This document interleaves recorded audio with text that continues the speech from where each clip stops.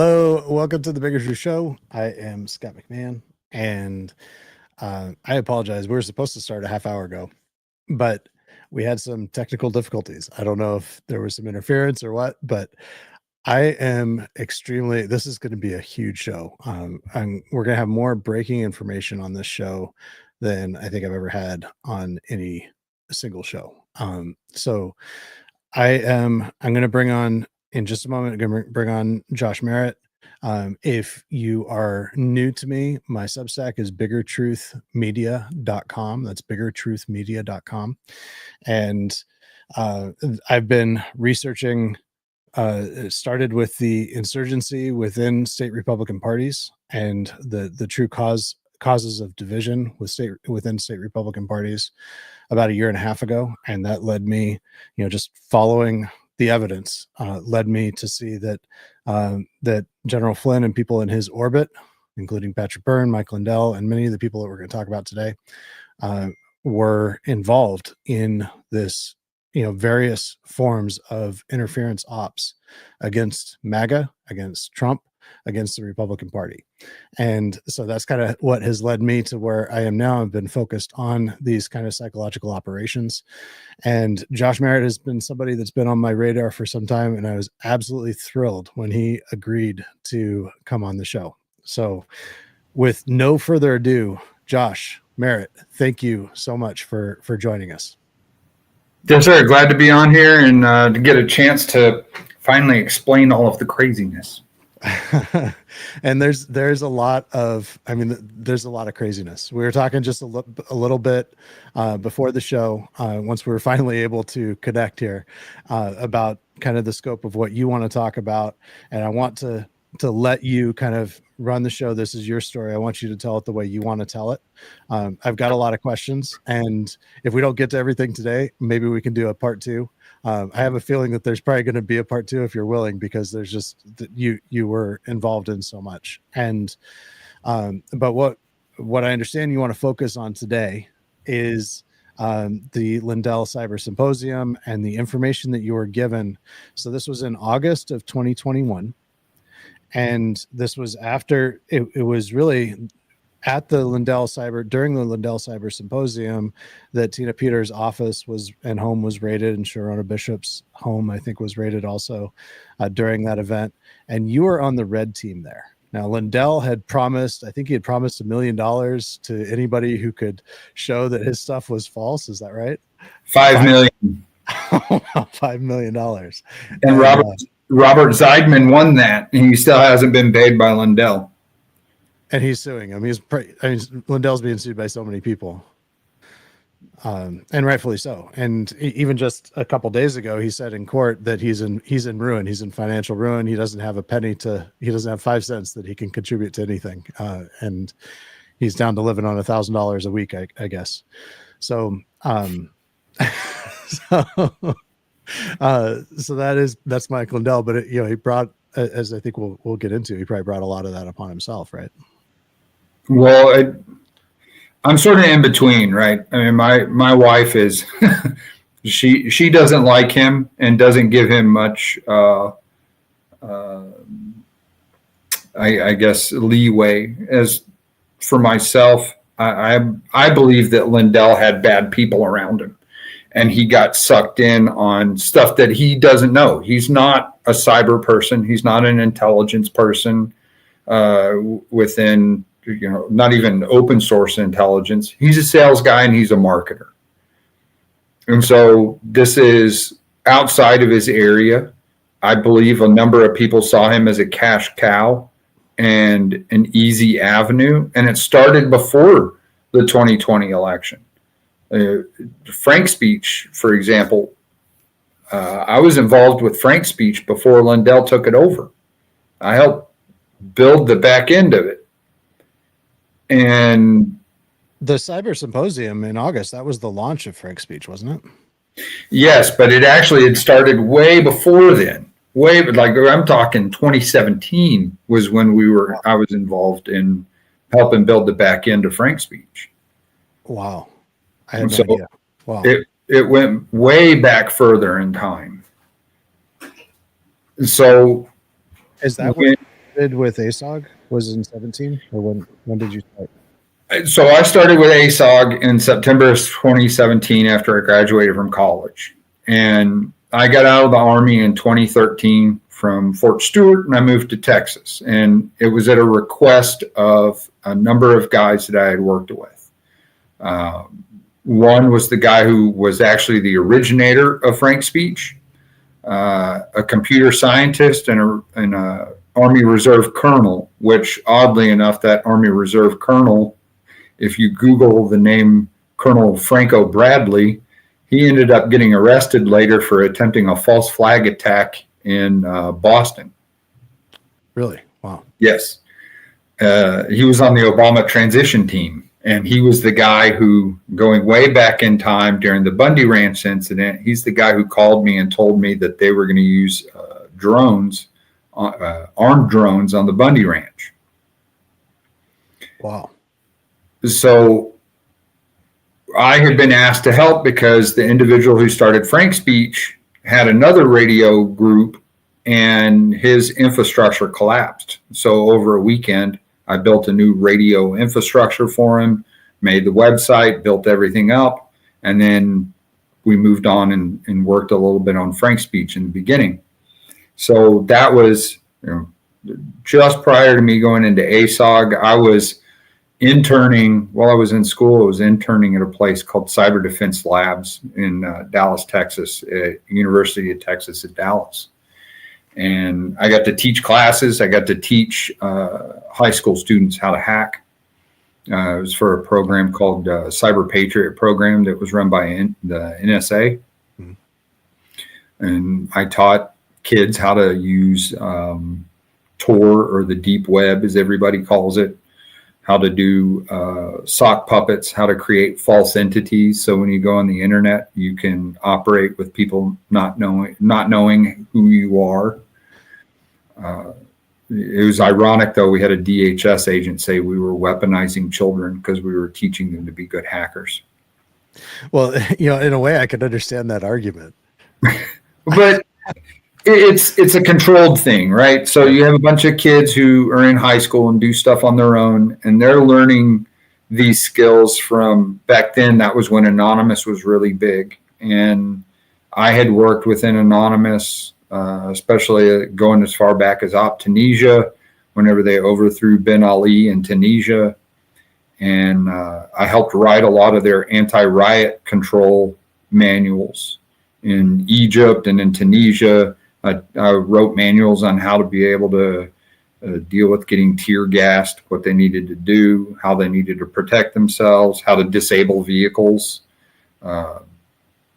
Most military vehicles now all have air brakes. So if you disable plastic air brake lines, you can stop a vehicle. So those kinds of things. And that was sort of the hobby that got me into all of this. Well, so ASOG is Allied Special Operations Group, and who first recruited you into that group? How did you? So Adam Kraft started ASOG, and Adam is, in my opinion, he's a really good dude. He's outside of all of the political craziness. He's a patriot. He went to West Point. He was a chemical corps officer in the Army. And I believe he got IED'd while he was in Iraq. And when he got out, he got to go work at other agencies and do probably more fun stuff than just being an Army major. So he started ASOG, and Russ Ramsland was the CFO. He was the financial guy. We had a political advisor named James Keat Lewis. Our COO was a former Secret Service guy. And then I was the head of cyber operations. So I did everything computers, not just building their initial infrastructure. I got to build all the computers in the company. I built up all the servers. I secured the system. Later on, we would end up doing things like we had a crypto mine that I managed with 12 ant miners. It was for a research project for a 3-letter agency. We had, we worked on fixing SCADA systems and vulnerabilities with SCADA, which is industrial control systems. So ASOG originally started nothing political really, other than the idea of ASOG was to be a private intelligence company for rich people and politicians privately, not on the government side. But our first job that we got doing elections was in 2018, and that was on the Matt Bevins case.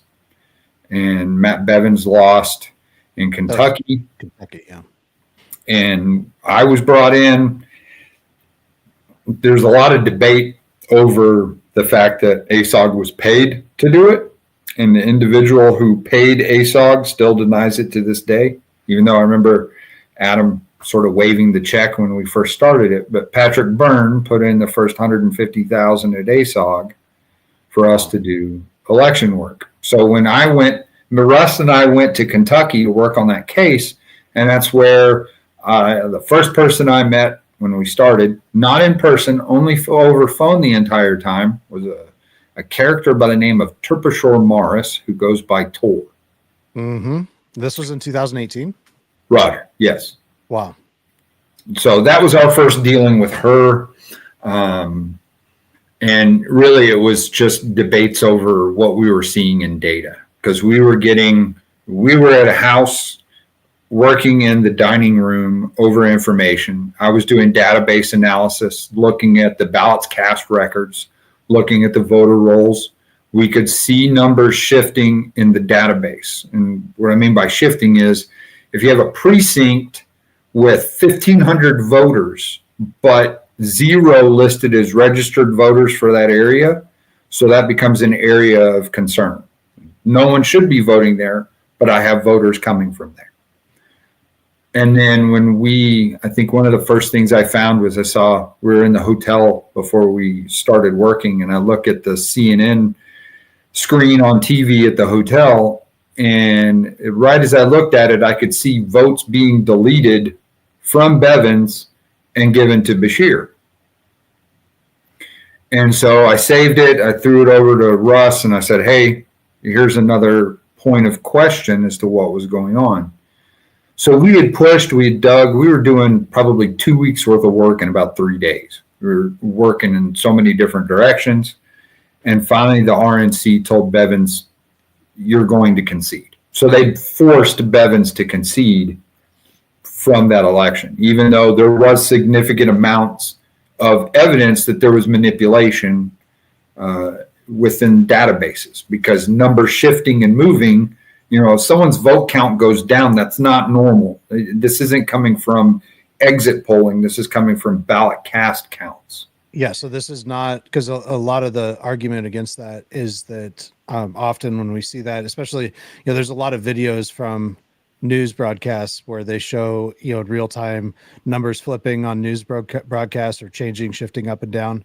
And, I've seen the argument that is, and maybe sometimes it is, but you're saying with what you witnessed there in 2018 in that race in Kentucky, this was not Edison data. This was actual data from the Secretary of State.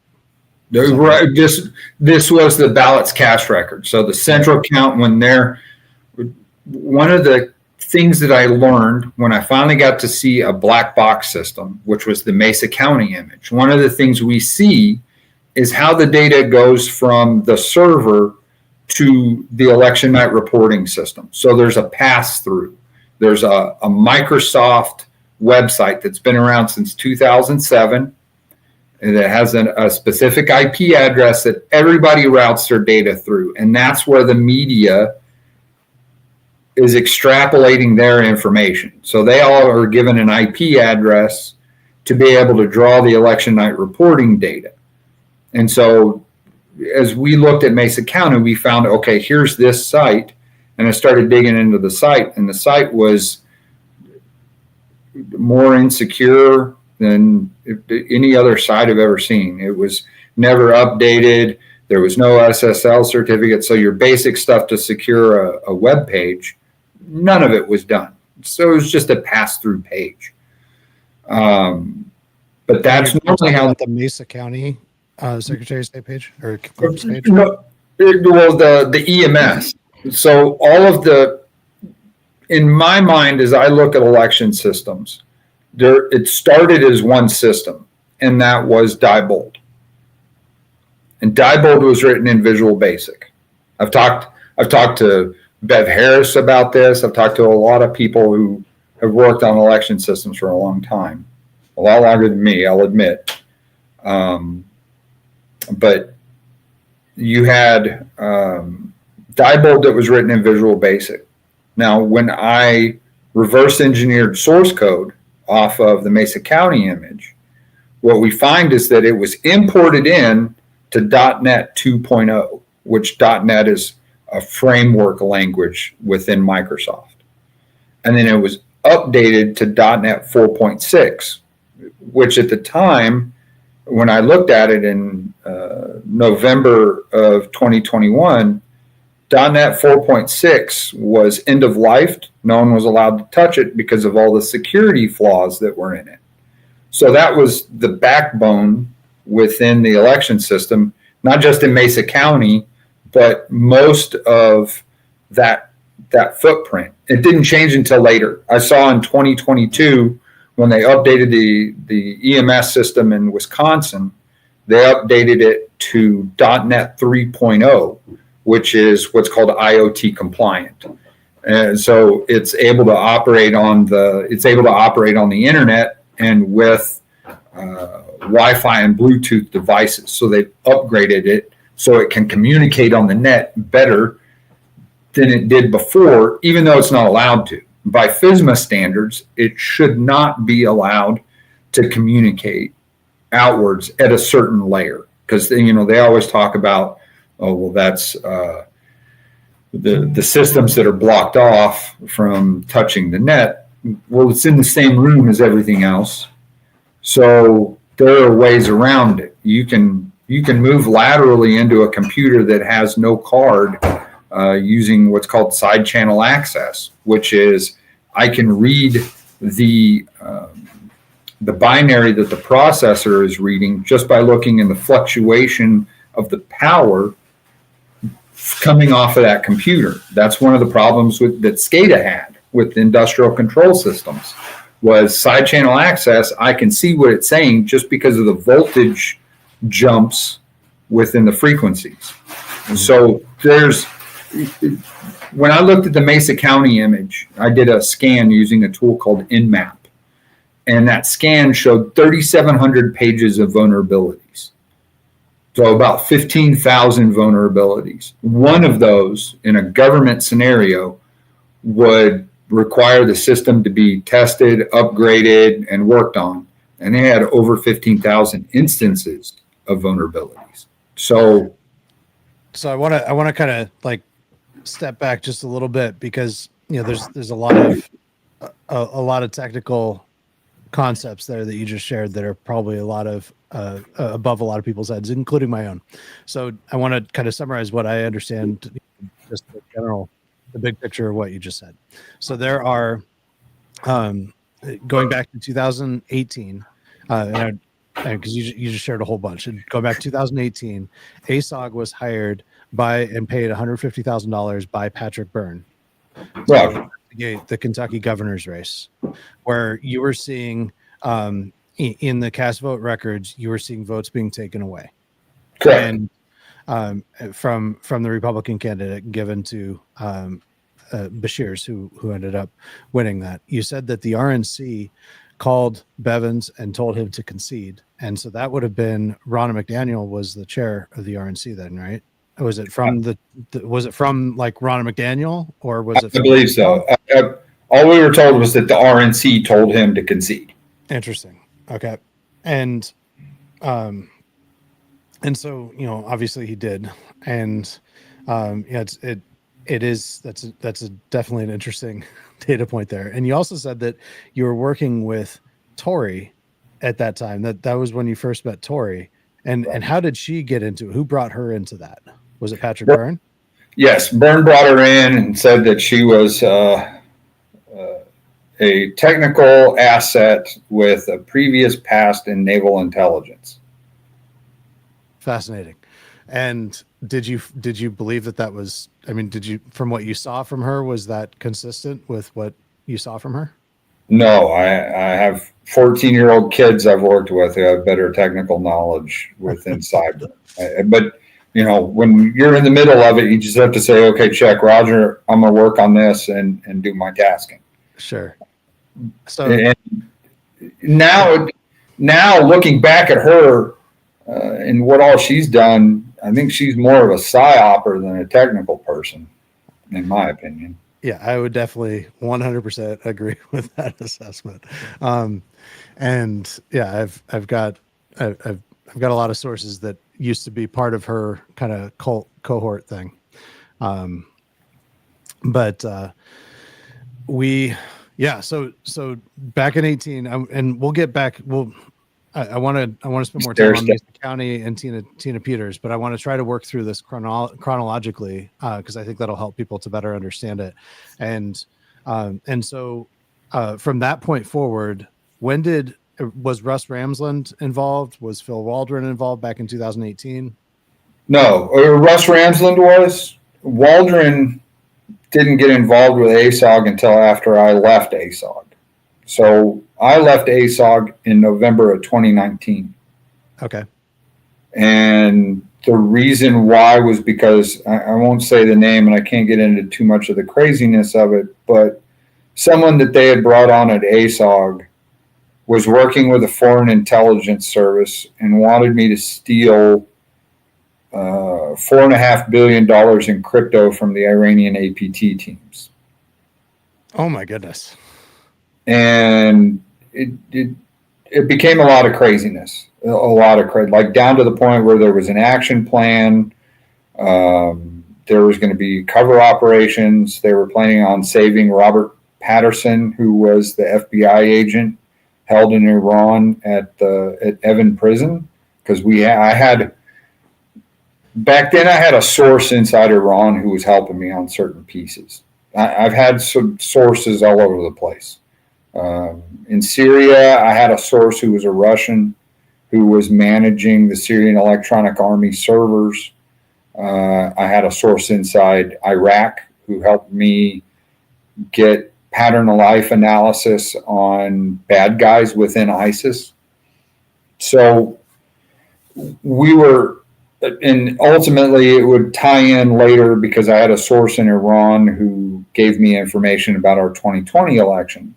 But we had this guy at ASOG who wanted me to steal crypto while they shut down the power and wanted to rescue Robert Patterson before he's passed away. But when he was still alive and we had proof of life, they were going to send in a bunch of prior operators to rescue him from the Evin prison. And it was done supposedly without Russ Ramsland's knowledge. I went to Russ about it, and in protest, I quit ASOG. Because how did Russ respond when you went to him with that? Well, he said he had no idea that this was being enacted. Sure. But the people who were involved, he kept them there. And he got it into this, he believes them over me kind of scenario. So and it actually played in my favor because 3 months later I had to get a pacemaker. I've been blown up enough that my heart got scrambled. So I left in November and I was still helping Russ because by that point I had gathered probably about 600 gig worth of election data because it wasn't just Kentucky I worked on. I worked with a politician in Mongolia. The Mongolian election got stolen by the same company. The Delian Project ran the election in Mongolia. EMS systems were used in Mongolia, and hackers got into their system. I still have the defacement page that they used when they got into the system. And when they altered the election, they took the system down. It was a website called Burkgel. They took the system down, and later, when you look at the Darleaf emails, that company bragged about, hey, another successful election. Well, it swayed to 78% pro CCP candidates. So it was a success for China, but not for the United States, because now Russia and China are building an oil and gas pipeline across Mongolia because of that election victory. I also helped Uganda. I helped President Museveni because they had an election company that was of concern to them. And I gave them a list of, hey, here are the 20 things that you could do to make your election secure. And all he did was number 20, which was shut down the internet that day. So when they had their election in 2020, Museveni shut down the entire internet in his country when they were doing their elections. I think I remember that. I think I remember reading about that. So just to step back, I mean, you dropped a tremendous bombshell. So you quit in November of 19 because there were members of ASOG that Russ Ramsland told you he was ignorant of their plan, but they had a plan and they wanted you to play a part in that plan to steal $4.5 billion worth of crypto. Yep. And from another country. Yeah, from Iranian APT teams. And you said that the person that was heading this operation within ASOG was beholden to foreign intelligence? He was working with them because the foreign intelligence group wrote an entire operational plan. Like I legit had an op order in my hand for the entire operation from a foreign intelligence service. Can you say which one? No, because they make your cars go boom. Okay. But it wasn't one of ours. I'll put it that way. And it sounds like what's been described in the past, dirty CIA ops. Yeah, but they don't work for the U.S. as everyone is taught, and so it's a different intelligence agency. I'll leave it at that. Well, all right. Well, I think we'll leave it up to you, the audience, to guess, to imagine. So, it's gonna take me a minute to process that. So then, so you quit, but you were still kind of peripherally involved because you ended up being on Lindell's red team. And did you get back involved after the 2020 election? So no. So after 2019, in January of 2020, I had to get a pacemaker. Mm-hmm. So go into surgery, I was down to 30 beats per minute. Like my battery was running out and I was on the way out. VA in under 2 weeks got me a pacemaker, which, at the time, the VA was outstanding at doing things that were needed very quickly. So I got a pacemaker. I was sort of working at home and on my own. COVID really February 2020, I had to take a step back from everything because I was getting used to now being machine dependent and working on my own. Russ would constantly ask for copies of my information. I think at one point I ended up giving him 7 or 8 copies of data. Now, one thing I never said publicly, and I'm going to put this out here, okay? In January of 2019, when I was working at ASOG, we were doing runs to DC. We were going to DC. We were meeting with politicians. We were giving them a briefing on what we were seeing investigating the election systems. Because as soon as we did the Bevins case, then I started looking in every direction. There was a company that did voter training and voter rolls called 10X out of Florida. They're actually headquartered in San Francisco. We analyzed their information. We found that they were sharing their passwords and files on their server that were public facing, and their password to the voter, election worker training server, which was a type of server called Moodle. The password and the username were both pink, P-I-N-K. So they wanted it to be hacked. That data would later end up at Connect. So when you hear all the stuff from True the Vote about the Connect data, and Eugene he had the same exact data that I saw from 10X ends up at Connect. The same, exactly the same. Now at ASOG, we're briefing all these people. There were certain people who refused to listen. And here's the one that's the kicker. We went to Judicial Watch to do a briefing, right? Tom Fenton couldn't be bothered with it. He didn't want to hear anything. So he sends his number 2 guy in to listen to our briefing. And they sort of blew it off.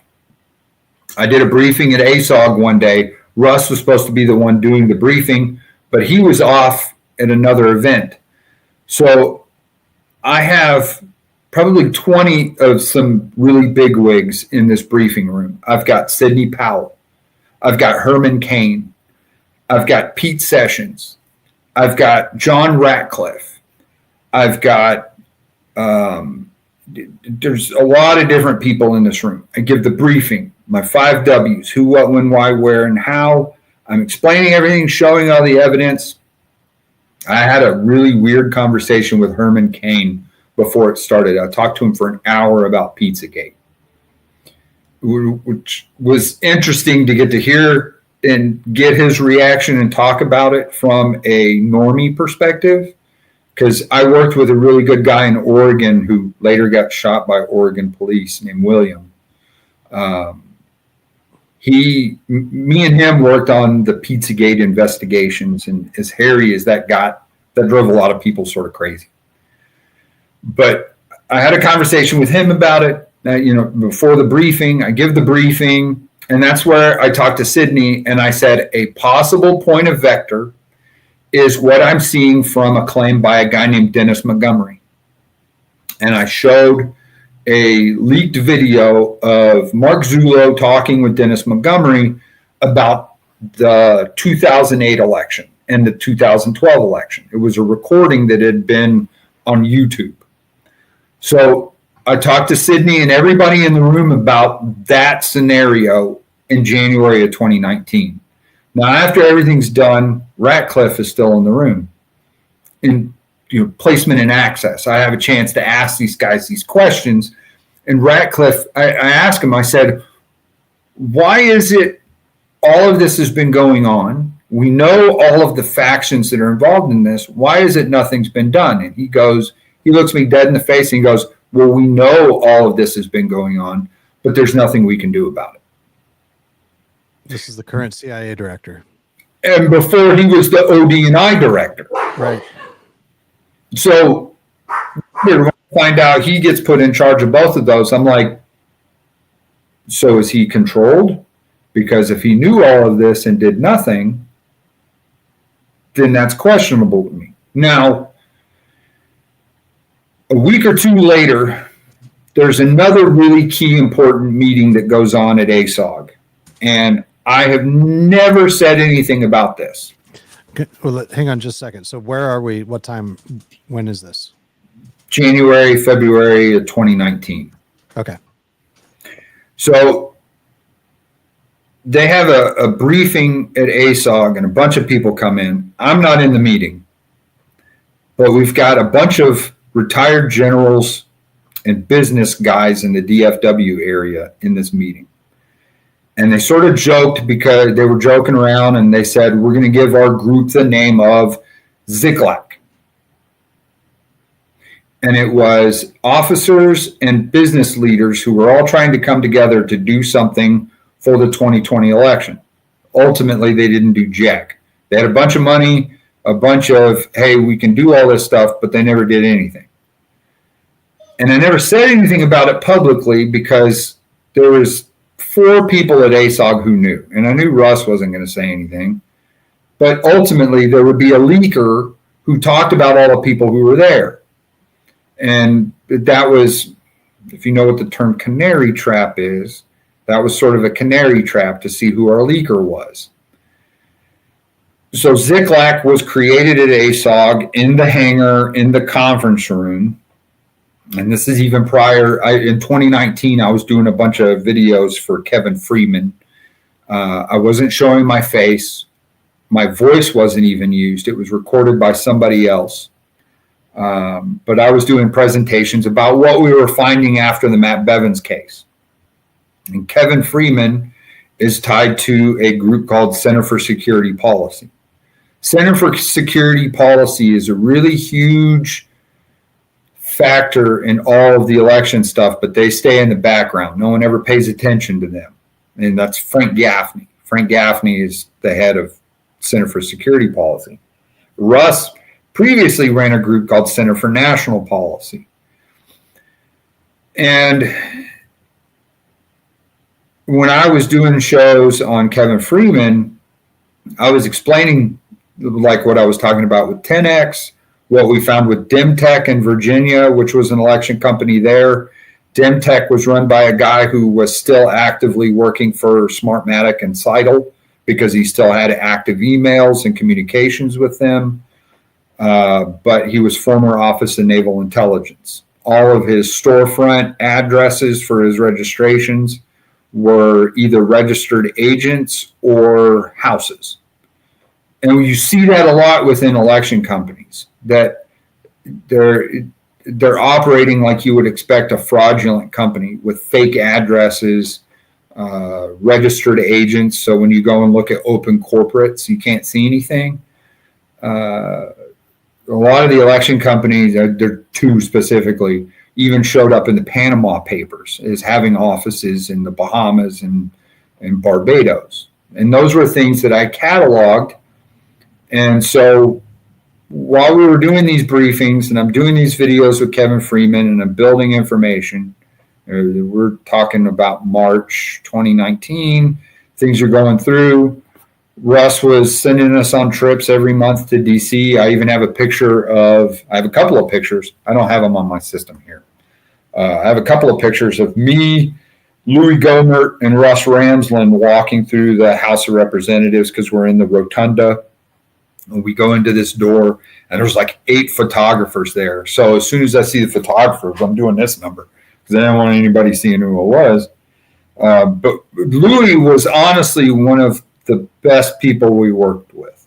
Like for him being an old timer, he understood the technology side, because I'll admit at times I need a nerd whisperer because I'll start going on my rant.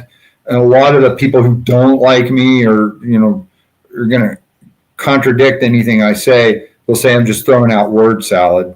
But, I mean, really, it's just an explanation of stuff that I see, and I try and break it down as easy as I can.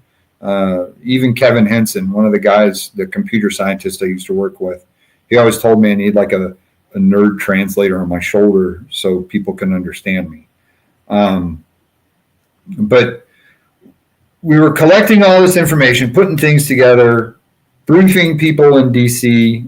Every time we went, we either stayed Adam Kraft, because right prior to May of 2019, Adam was still the CEO of ASOG. Russ hijacked ASOG from Adam. And then he filed DCFS complaints against him, saying that he was neglecting his kids, which wasn't true. And I take that personally because my wife being an Army wife and Adam's wife being an Army wife, they had good rapport with one another. Well, Russ and our COO both filed DCFS complaints and caused Adam a lot of problems that's how they subsequently got him booted from ASOG so Russ could take it over. And that was part of the other reason why I started having issues at ASOG, because if it came to anybody, I was going to back Adam over anybody because we both bled on the same shore. And that started a lot of the background problems we started having. And then Adam brought in a guy who I think he was planning on replacing me with. And ultimately that guy, on top of the planning and all this stuff, and then working with foreign intelligence services, he even made a secret society within the company he admirably nicknamed the Fist. And which is normal tradecraft you see within dissension inside corporations. And so that was sort of the beginning red flags when I see him do that. So as time's going on, we're doing all this information. I'm doing these videos with Kevin Freeman. We're going to DC. I was staying either in the Army Navy Club, which Adam is a member there, so he would get us rooms at the Army Navy Club in DC, or we would stay at Trump International. Now, January of 2019 was one of our visits, and they had the Center for Security Policy event there. And that's where I met Jim Jordan, Devin Nunes. The first time I met Steve Bannon, meeting all of these sort of key figures. I even met Ezra Cohen-Watnick. I met Kash Patel. They're all at this event. I even met a guy who is passed now, so I actually say his name. I met Rich Higgins there, who I'd been doing work off and on with. And Rich Higgins was, and both Rich Higgins and Ezra Cohen-Watnick were hired by Flynn during his 23 days as national security advisor for Trump. Yes, and whenever the FISA warrant investigation took place, I assisted Rich Higgins in that investigation because we were digging into certain key individuals who ended up having email addresses that were hidden on Yandex servers. Okay, so explain to me what the significance of that is.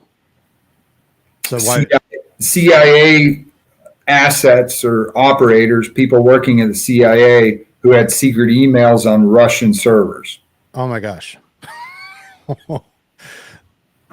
Who used the same email or the same password. That's the one way 90% of the time I catch people is they use the same password on their secret email addresses. Oh my gosh. So back then there was a website called PwnDB, PWNDB, and it was on Tor or the deep web.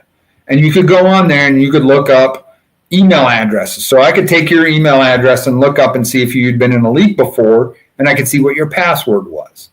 And then on the inverse, I could look at that password and I could see if you had any secret email addresses that used the same password on. Wow.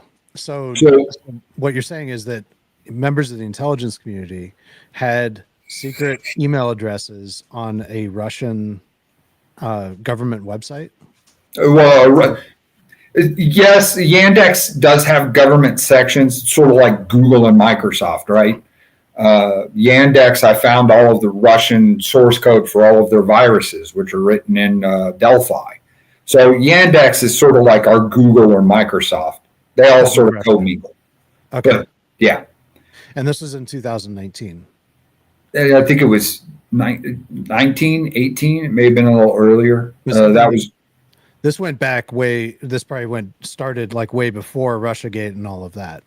Right. And so when we investigated it, we were trying to see the link analysis of the key figures that were involved and what foreign influence or involvement may have existed. And we did find a bunch.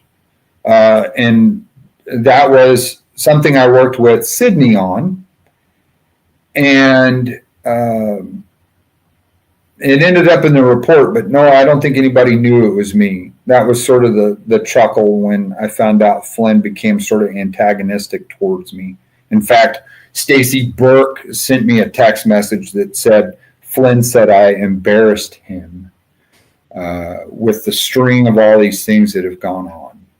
So I sort of chuckled about it because I'm like, he had no idea what I was doing. Or even when COVID hit, the COVID was sort of used as a cover to buy Russia out of the SWIFT banking system. And Flynn had involvement in that too. They were trying to buy Russia out of the SWIFT banking system by selling historic bonds. So the U.S. government put out a big call for 1924 German gold-backed bonds. It had been everywhere. I had people who came to me and said, hey, can you find people who have these? And they're offering like $10 to $18 million a bond.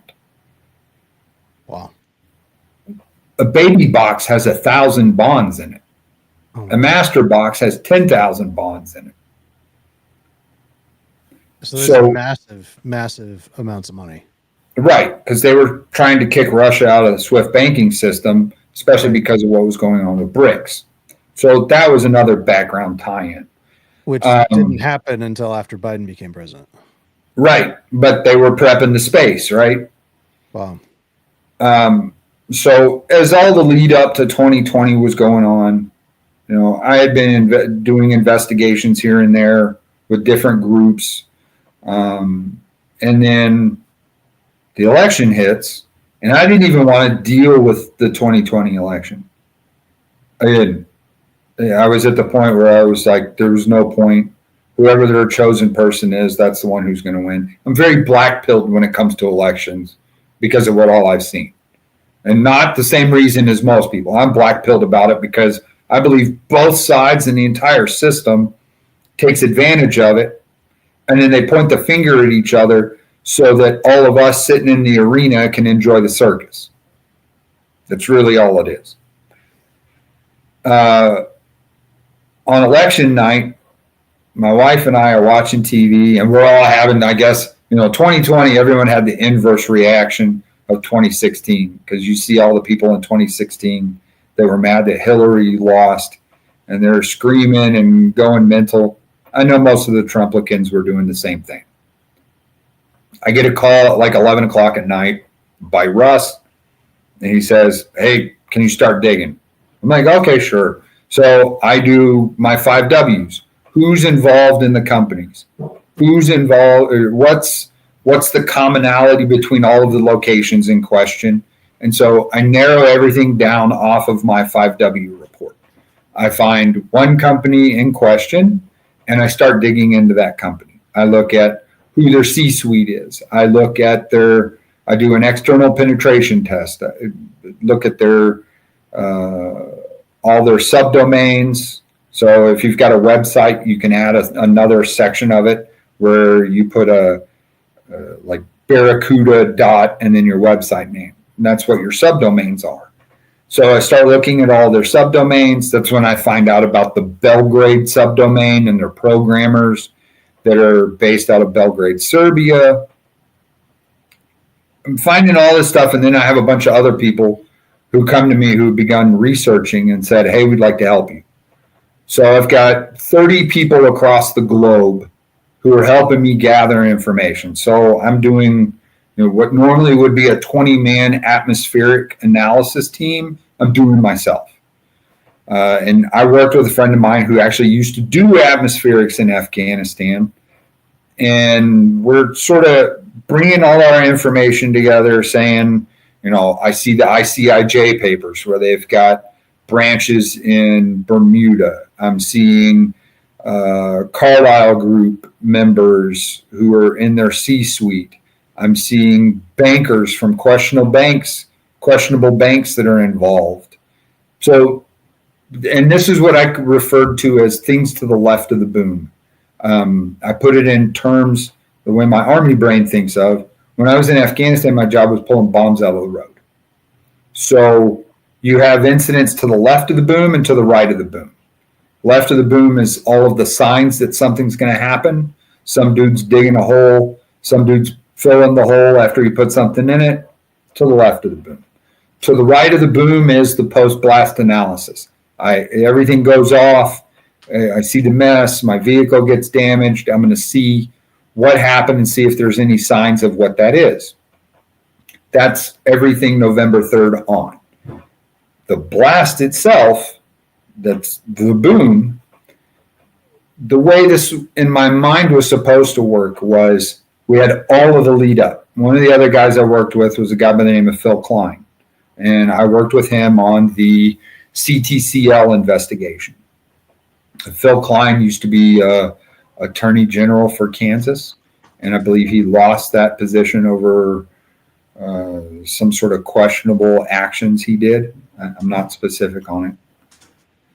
But I assisted him on the CTCL investigation, which tied into a bigger research project we were doing, which was to figure out who the planners and the coordinators for the 2020 election were.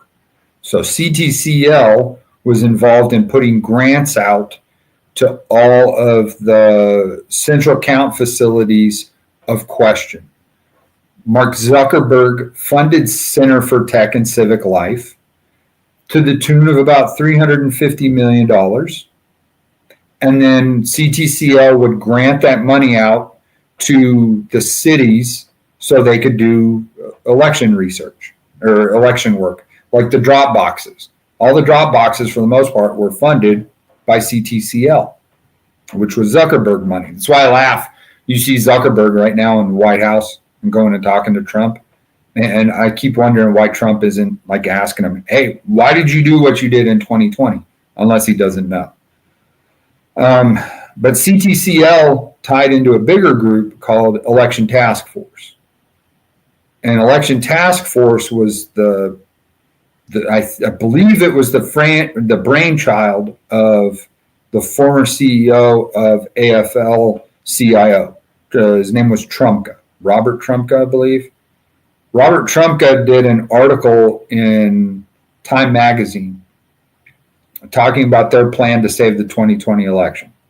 And he sort of bragged about he was building organizations, getting all this money together, and so on. So we see Election Task Force, which are 50 groups within the DNC. We're talking Democracy Now!, CTCL, even Ryan Macias was a part of it, which Ryan Macias, of course, we see the stuff that happened with the Arizona audit and him going in and out during the audit. There's all these sort of little key incidents and groups that were involved there. So I had helped Phil Klein on the CTCL research leading up to the 2020. And then when the 2020 happened and I'm doing my left of the boom research, all the infrastructure that was created, and then afterwards I'm researching all of that, what the signs and symptoms were. One of my informants in Iran comes to me and says, hey, I've got videos and documents for you. I'm like, okay, hook me up. So I get a bunch of PDFs that are in Farsi in a video that was made in Iran, but made to look like the Proud Boys made the video. And what it was how to use SQL map to fabricate and create false absentee ballots. To the one folder that's open in this video is Alaska, and it contains over 135,000 PDFs of absentee ballots. And I had all the documents, I had the video, I put it all together, and I send it up the chain. At the time, I didn't contact Sydney directly until May of 2021 because of her being the attorney for Flynn. I didn't want to be caught into any FISA warrants because NSA is allowed to go 1 degree of separation when they do a U.S.-based FISA. I believe outside of the U.S., they're allowed to go 3 degrees of separation. So Sydney didn't have my number or any of my contact data. She went through, it would go 1 or 2 steps to get to her. So I passed information. A White House intern ultimately ended up being the person who emailed her about the info that I had on Iran. But it never made it into anything. I put my first affidavit out. My first affidavit went to an attorney named Howard Klein-Hendler. Howard Klein-Hendler then sent it to another attorney in Georgia. That attorney posted it on a website for 3 minutes. And then I told him to take it down because he saved it under my name. And in the 3 minutes that it was up, all the people on X had it doxed, figured out who I was, and WAPO was digging into everything they could find about me to the point where they got my Army records from the PAO officer at Fort Huachuca. that's mid-November 2020. And then Emma Brown wrote the article about me where they called me Spider. And at the same time they named me Spider, they named me that because I used a tool in my affidavits called Spiderfoot. And as soon as that happened, the guy who made the program Spiderfoot wrote an article, not naming me, but you can tell it's about me, saying I was abusing open source intelligence collection. And so I got into an argument with that guy because he did not like my policy. He's not even in the U.S. He was in Norway, I believe. And he got mad because I used his tool to do external pen tests on websites and Giphy pictures where I was connecting people to companies, putting all that kind of stuff together that was in my affidavit. The only thing they ever focused on in my affidavit was the second sentence, which was me talking about being at 305th MI at Fort Huachuca, which is not false. I was there for 7 months. I went to school there. And then my MOS went away. But I didn't want to say my active duty unit that I had served with because they're on a 6-month deployment rotation. I was in a field artillery unit. So when I joined the Army, I joined to be a combat medic. Combat medic became it went from 63 Bravo, which was you'd be attached to infantry or SF, whichever. And then they made you a healthcare worker. So you had to get your NREMT. This is 2003, 2004, when Iraq and Afghanistan's all going. So I got reclassed because my PA said, don't let them stick you in a hospital. Because I was supposed to go to Ranger Bat and be a Ranger medic. And I did pretty good in my classes. I was supposed to go to do that, but when they reclassed it, we all had to do the NREMT. And my PA, ironically, my PA, he had to change his name. He was Special Forces before as a Special Forces medic, and then he became a PA, and he changed his name to Von Trapp. So most of the kids didn't get it, Captain Von Trapp. And he said, don't let him put you in a hospital, reclass. So I reclassed to electronic intelligence analyst. At the time, it was 98 Juliet. I go to Huachuca. I'm there for 7 months. I get an award while I'm at Huachuca for saving a civilian's life. I pulled him out of a burning car wreck in Kingman, Arizona. He crushed his ribs. He crushed his windpipe. And I intubated him on the side of the road so he would stay alive. And I was up for the Soldier's Medal, which is the highest non-combat award you can get in the U.S., but our battalion commander said, there's no way I'm going to have a specialist get a higher award than me.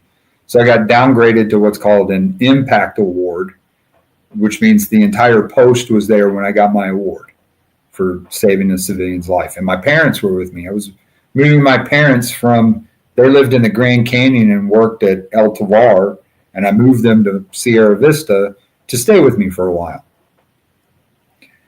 So the fact that one sentence caused so much drama was hilarious and annoying at the same time because it wasn't false.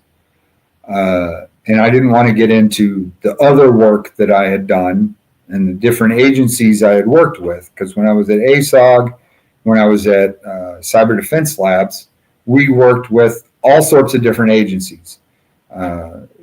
We got to do work with the business liaison between businesses and the FBI.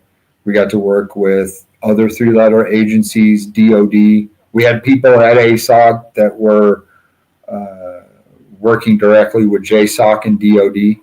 So I didn't want to have to go into a lot of those kinds of explanations. Sure. So I just kept it simple. So I want to try to kind of zoom back just a little bit and try to kind of get the whole arc here. So we went over some of the things that you experienced in 2019 before you quit. Right. At what point did Phil Waldron come on? Phil Waldron was not a part of ASOG until after I left. From what I was told, he did not start working at ASOG until August of 2020. Fascinating. So right before, a couple months before the election. Right. And what about Conan Hayes, Todd Sanders, some of the other people that ended up being involved? Were they there then, or? Yes, same timetable. So that was sort of an all-in-one connection. Since Russ needed in affidavits, Russ calls himself a cyber expert, and he had been called to testify as such. When I was working at ASOG, I had to help that guy with his passwords that were in his Excel spreadsheet on his Mac. He was not a technical expert, but I guess he made himself that. So they brought Phil Waldron in to help fill that gap and be able to start working, which I think a lot of it actually had to do with Keith Lewis. Keith Lewis was the political liaison for ASOG. Okay. And so he was tied to Ted Cruz. We had Ted Cruz would not listen to our briefings, but his father did. So Rafael Cruz came into ASOG, and Adam and Russ were big about selling an app called Silent Circle. They had a partnership with them, and it's like a phone call and messaging app, right? I'm sitting in the server room working on the server where I have all these guys in, and Russ comes in and says, "Put Silent Circle on Rafael Cruz's phone," and he hands it to me to install it. Now, at the time in 2019 and 2020, there were these theories that Rafael Cruz was involved in the JFK assassination. In Q circles and a lot of the conspiracy circles, they believe Rafael Cruz was involved in JFK's assassination. Okay. So I've got his phone in my hand. And I'm like, the hacker inside me wants to copy this and find out if he's a good guy or a bad guy. So I'm installing Silent Circle on his phone, and I air to the discipline side, and I'm just like, 50,000 foot viewing it, right? Dude's as clean as a whistle. Nothing suspicious or questionable.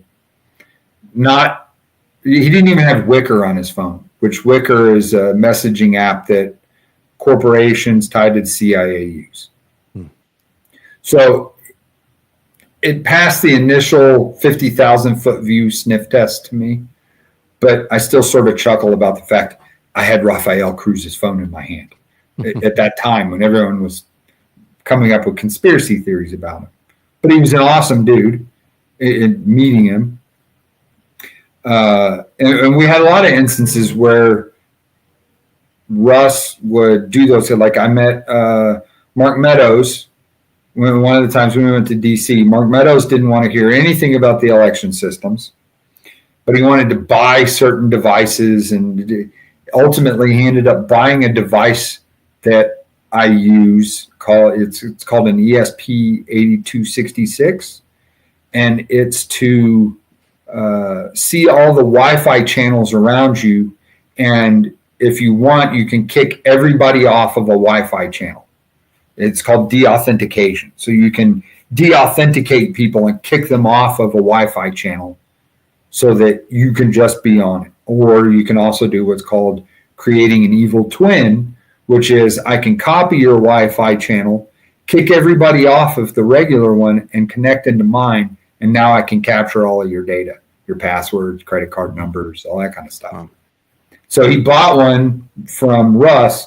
Later, I found out, I think it was Emma Brown who posted it, but ultimately he paid with campaign funds to buy that off of Russ.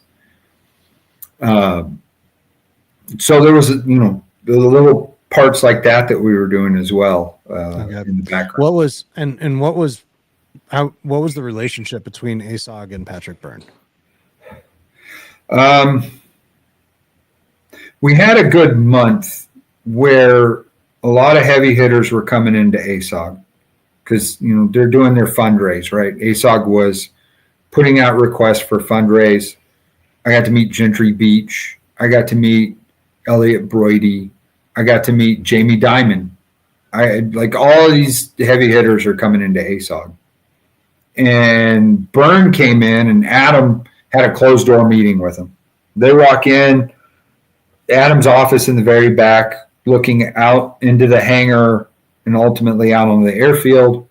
Byrne goes in there. They have like a 3-4 hour conversation, and then he left. And it was a closed door meeting. And then a couple of weeks later, that was when all of the Matt Bevin stuff kicked off. And he comes back again, meets with Adam.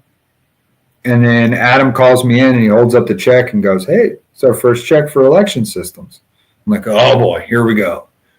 But that was on both of those meetings. I was not inside, and so I didn't know the details of the conversations.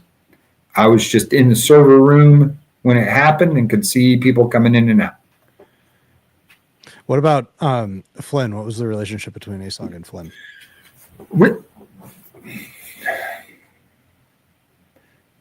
There was, while I was there was no overt dealing. He never came into the office. All of us talked about what was going on with him. Adam had worked with Flynn at one of his other agencies, so he had a previous work experience with him, and I would ask him a lot of different questions because to be honest, I'm 50-50 with Flynn. For one, he's a spy master. So he trained people to do some of our country's dirtiest work. So I give him respect for that. I didn't lose my respect for him until later on because of deception and things that were going on. Which, I mean, ultimately it's inconsequential. I was the token enlisted guy, so I know my opinion didn't count for a hill of beans, but it at least was an indicator for how I was dealing with things and people around those circles. The discussions, and a lot of times they were wanting to have discussions with them, but ultimately at the time, because of the FISA, that was where me and Adam were like, don't anybody go within cell phone range of him. Otherwise, you're going to get dragnetted. So you're talking 16, 17. Right. Well, no, 17, 18, like right after the point he had gotten. During the investigation into him. Right. Right. And the discussions that I had with Adam was tying into the investigation that I was helping Rich with. Sure. So I could understand the mindset and how everything was going. Right. Both Flynn and Byrne have said that they started working together in the summer of 2020. I know. Do you think that that's accurate? In my opinion, no. Just like, Jovan admitted involvement with Flynn way before 2020 with a group called the Gold Institute, and he admitted that to Stacy Burke in a text message. Mm-hmm. So it's that old, if you lie about one thing, what else are you lying about kind of thing. Right. And so, yeah, whether they were working together this summer or possibly sooner. And you had said some things about, because Kurt Olson was very much involved with them too. Kurt Olson is one of the top attorneys working directly with Flynn and Byrne, as I understand it. Is that correct? Yeah, he sort of was passed around where in my opinion, it very much seemed that he had been tasked to work within those circles, because prior to all of this, he had worked as an attorney for Trump. So he ends up popping up with Lindell. And in my experience, of course, he was the guy who ran the legal side of the symposium. So he was there over everybody. But I know he had involvement going as far back as the flub when Lindell was walking around with all of the operational plan and he was flashing it to the media in front of the White House. I know at least that far back. Right. Interesting. So that puts, Lindell's involvement in this back at least to 2019. Patrick Byrne was involved going back to 18, right? Lindell's involvement goes all the way back to 2017 because you look at the National Prayer Breakfast. When Lindell was at the National Prayer Breakfast, and the people who ran that called him a prophet, and that's sort of where I believe the ego began. Right. Byrne presented at the National Prayer Breakfast, and then later so did Maria Bettina. And Byrne admitted that he was funding and involved with Maria Bettina, who was a Russian Duma. Mm-hmm. So now you have Byrne tying back, but that can go both ways, right? In the intel circle, you're going to put a good asset onto somebody to get placement and access and collect information. So this is where, when you look at it, you go, okay, why is he there? Why is he not arrested for being there? If he's not arrested for being there, then that means somebody's tasking him. Mm-hmm. And he's admitted that was Brennan and Comey that tasked him with having his tryst with Maria Bettina. Right, but then that makes you wonder: is the National Prayer Breakfast an intel op? Right. Because they were all going back and forth at the National Prayer Breakfast. Right. There's a documentary my wife showed me. It's called The Family on Netflix. And that's where they exposed all of this stuff with the National Prayer Breakfast. And so the involvement goes back at least to 2016, 2017. But then there's also issues earlier. I mean, ultimately, who was it who brought Trump in to do this? In 2012, it was General Kellogg. General Kellogg is tied into all of these circles as well. Because the way my brain works is I always have to walk back to the point of origin, or poo, as we call it. Sure, that's what I've been trying to do too. So General Kellogg being sort of the nexus point, then you start looking and branching out there.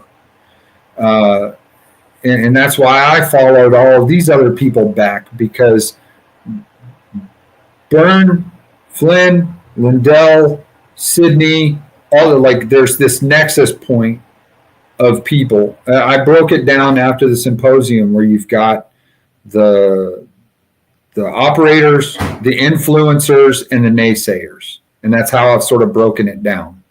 So you've got your influencers, your Tories, your David Clements, all of those type who are out there putting out the information. But then you've got the naysayers, which are the controlled opposition, who are directing information. That's why Tori's got her little virtual army of people. That's why Clement has his little virtual army of people. It's information control. And I learned that firsthand because of the information control ops that took place after August 2021. Yep. And all of those are cults. I mean, they really are. They meet all of the objective characteristics of a cult. Yeah, but a cult is randomly generated. This is people who are trained and taught, whether they're operationally trained and taught or digital soldiers, the online people who learn it. Right. And that's kind of, you're exactly right. I mean, it's a deliberately produced and engineered cult. It's something that's one of the aspects of military intelligence, the way that they're deploying it. And I saw that first within state Republican parties, and they're creating the same type of cohort or cult within state Republican parties of delegates, and that it's a mass voting block that they can control, activists that will do whatever they're told to do. They train them in Saul Alinsky tactics, and they don't think that there's anything wrong with employing Saul Alinsky tactics against other Republican delegates because they're brainwashed. They're part of that cult. And then the same exact process, the same type of thinking, the same type of just follow without questioning. It happens. There's so many people that have those types of following. Yes, there's a lot. And at times that's the thing that concerns me around Trump. I in 2016 and everything that was going on, I, like many people, hoped that Trump would fix the system. And I was still in 2020 optimistic about that. But the problem I started running into were the people around him. Mm-hmm. And Trump, one of his big things he used to always say was he picks the best people, right? And then when you started looking at the people who were around him, they were all the people who were involved with groups like the Seventh Floor Group. They were involved in the permanent party class, doing everything they could against the American people. Because with the cult members, as you see them, the people who blindly follow, or yes men, as they commonly get called, they're doing things because of what? The top two motivators, greed and envy. So greed and envy motivating people. They either want something or they don't want someone else to have something. And watching those motivations, the one thing that surprised me, and I almost wanted to say something when I was watching your interview with Clements. I want to know, how is it that Altman was able to raise $300,000 for him in under like 72 hours? Well, the timing, especially because Stacey Burke said that she was offered by Greg Phillips, who was negotiating on behalf of Flynn, a $300,000 plus, essentially a settlement offer. If, but the money had to go through a give, send, go, and right. And money laundering. You were seeing that with that one kid who stabbed the kid at the football game, and right. His family, like out of nowhere, gets $400,000 or $500,000 in GoFundMe money. Right. It's a known methodology for laundering that nobody is messing with. Right. And that's where this work that I guess you as a whistleblower and I as a journalist are doing. This really is work that should be done by law enforcement, but there's no way law enforcement is going to touch it because they're involved in it. And that's this is where I have to curb myself. I had a really good friend of mine back in 2007 who got me started in all of this. Okay. And he's a little known guy. Very few people will know who he is, but his name is Charles Dyer. And I knew him when he was a Marine Corps sergeant when he was in Iraq, okay? He goes by July 4 Patriot. So if you go on YouTube and you look up July 4 Patriot, this is when the Tea Party movement was going, because Trump is the reaction to the Tea Party, or the systematic counter control to the Tea Party movement. So the Tea Party movement wanted to restore our republic to the constitutional confines that it exists. July 4 Patriot would go on, he would wear a mask because he was a Marine at the time and he didn't want to get ID'd, so he wore a mask. And ultimately, he got set up and put in jail. His ex-wife accused him of molesting his daughter. The cop that was over her shoulder that was helping her shaped the narrative, because I saw it when we did forensic analysis. I was asked to do forensic analysis of his wife's computer, and we could see the pictures that matched the description that the daughter gave to the sheriffs. So we could tell it was a shaped narrative. That's when I realized the state will do whatever they need to get people out of the way. That's when I learned I just don't talk, because as soon as you come out and say something and people like it and you form your circles, unless you're controlled by somebody, they're going to come after you any way they can. So watching all of these things and the pieces of this, that's probably where I have to blame my black pill for all of these instances that have taken place. Especially getting to law enforcement, because I have had dealings before with people who were good guys. I have also had instances where I would find illegal servers run by tech companies that had cheese pizza or kitty porn on it. It would get passed up to the correct people and they would delete it. So the only explanation for it being deleted is they're providing cover for it, because that would, back in the anonymous days, I worked with a group called TrollSec and ClownSec, and they had operatives who would just go and set up pedophiles just to turn them into law enforcement. And so that's when I got into that kind of stuff. So yeah, that's even law enforcement. You know, I like Kash Patel in my dealings with him personally. But I'm sort of like everybody else while we're all sitting on the outside right now. Like, okay, lip service is one thing. When are we going to see people getting perp walked like it's been happening to so many people who are trying to do the right thing? Or like what the feds did to all the J6ers. They're kicking their doors in and flash banging, you know, doing everything they can to arrest people in the most dramatic way possible.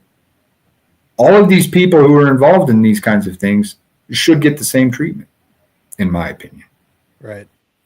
Yeah. And I don't, that's something that I wrestle with, because there's definitely a psyop that is trying to make us feel as that, like, as impatient and urgent, you know, as possible around the desire for justice. I think that, you know, it's the inverse. It's the inverse. The Soviets did this, Operation Trust. And that's what I ultimately believe Q was the idea that everyone sits back because, oh, the military's got it. So everyone becomes placid and docile, thinking that there's something being done, when ultimately, throughout all of history, the only time anything ever gets corrected within government, within society or anything, is the masses that have to push them in that direction. Mm-hmm. Governments never do, because we've given them too much power. From the Constitution, what did the Constitution say? 18 enumerated powers. That's what our Constitution says the federal government has. Right. I think they're all past that now. Right. Yeah. No, I think that's, it's hard to argue against that objectively.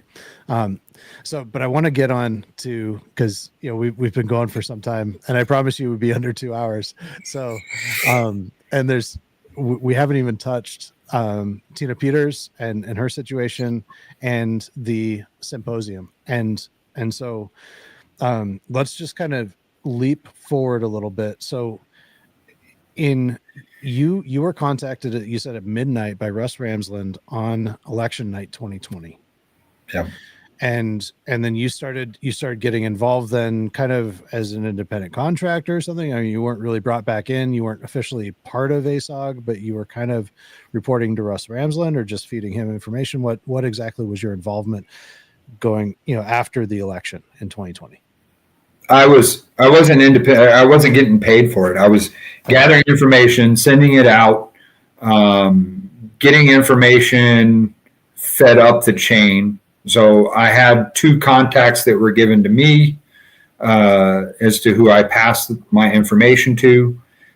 So I would put together information, and at the time it wasn't affidavits, because I avoided courts because I didn't like courts, because I grew up as a ward of the state. So I grew a very big distaste for courts as a child. So I was going through other people and passing them information. And then finally they came to me mid-November and said, all right, we need to start doing affidavits. Mm-hmm. So that's where I got my shotgun. This is before ChatGPT existed. So I'm getting a shotgun lesson in how to shape and build affidavits. So I started putting information together. Ultimately, I ended up putting out about 22 affidavits, but only about 4 of them ever made it public. Okay. And a number of my reports actually end up getting hijacked. Catherine Freese took mine. I called the 2020 election the business plot of 2020. Historically, there was an incident in 1932 called the business plot of 1932, where Prescott Bush tried overthrowing the federal government and putting in a fascist government, and he was going to use Smedley Butler to do it. Most of our history books don't even talk about this anymore. So I called, and my report was called the business plot of 2020. Well, later it got renamed. The cover sheet, the only thing that got changed on the cover sheet was who the author was, and it was changed to Catherine Fries. So Catherine Fries was all your work. Yeah, but that ends up becoming a constant. There are so many actors in this who would take people's information, and that was, as time goes through, that was ultimately to a certain degree what Russ was doing. But unbeknownst to me, I believe he used my data for fundraising about $15 million. Wow. And that's what they do. So they take somebody else's work, and I've talked to other people that have had the same experience, where they spend hours, sleepless nights, just pouring their time, blood, sweat, and tears into researching a project. It's commandeered by one of these EI grifters, and then they use that to raise as much money for themselves as possible.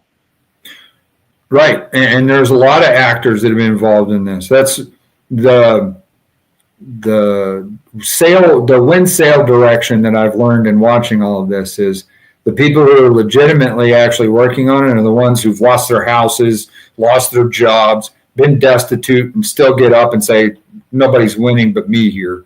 I'm not going to let it get to me. And then the people who are out in the forefront, those are the ones who've been hijacking what everybody else is doing.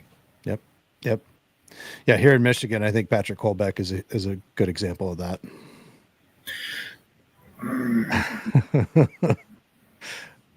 I digress. I'd love to hear anything that you're willing to share about Patrick Colbeck. I think he's planning on running for Secretary of State. So, I guess the best thing I could say in that one is good luck to him on that. But et tu, Brute is also another good line I would use. Yeah. It's my opinion that he would sink the entire Republican ticket just as Christina Cramo did in 22. Well, and so I'm going to jump forward here very quickly to the 2024 election, to a very talented organization that I had been helping called EIF. Mm-hmm. And it's mostly all volunteers, okay? Sandy and Joanne, who were sort of the figureheads, mm-hmm. and Tom and a couple of others.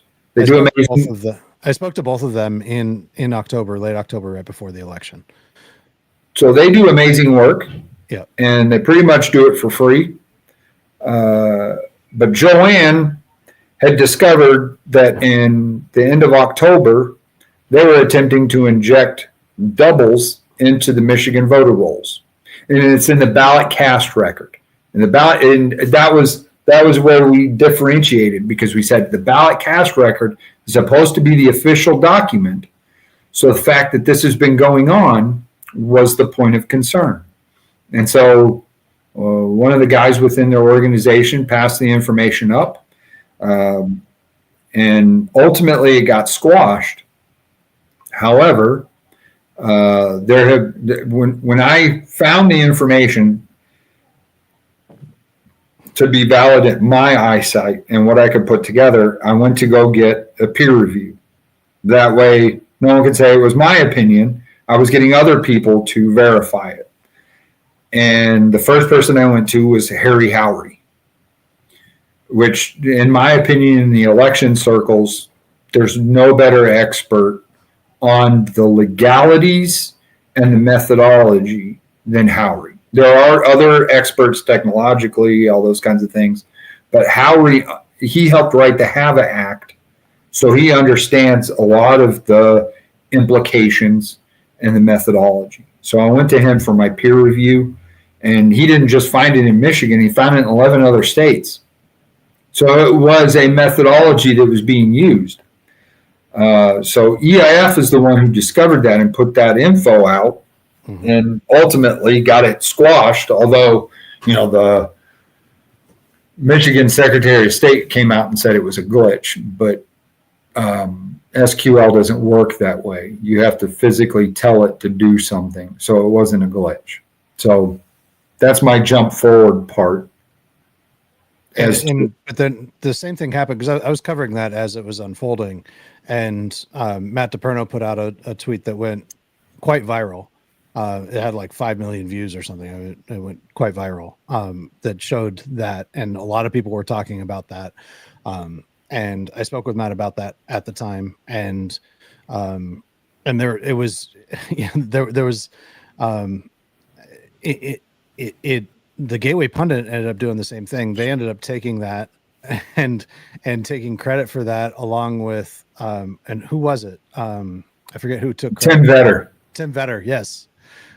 Who and Patrick Colbeck was riding that wave as well. And and how did they get it? Because they claimed that was theirs. Yes, they did. However, they don't have the same data, so they couldn't be able to replicate it. Okay. But they did see the information. Right. So, maybe they find, because I know Colbeck has been doing a lot of affidavits or FOIA requests with the Secretary of State to try and get to the bottom of it. So maybe he'll get information, but he's asking questions after EIF already asked them. Mm-hmm. So, it was EIF who passed that to DePerno for him to put that information out, because those screenshots are from my computer. Right. So it was, that was from your computer. So you were doing that. So yes, then what happened, and this is where I think it's just fascinating, is that Laura Trump ended up putting out a tweet that this was just a glitch, and we've got, don't worry about it, we've got it all under control. Yeah, that was only like 2 days later, and I think most people thought that's not that. At the surface, I think people said, okay, well, I'm going to believe Trump. So, but I suspect that there's quite a bit of drama around that and how that unfolded. Thankfully, I made sure I was detached from it, because I know if my name's attached to something, instantly, in the end of all of this, after the drama from the symposium, I lost my house. And I had to sell it because I was about to be embarrassed with foreclosure, so I had to sell it. And I was working on a job for a company. I saved a manufacturing company from a ransomware attack that was supposed to go off on Veterans Day 2023. And it was a $15 million ransom that this company would have had to pay to get their data back, right?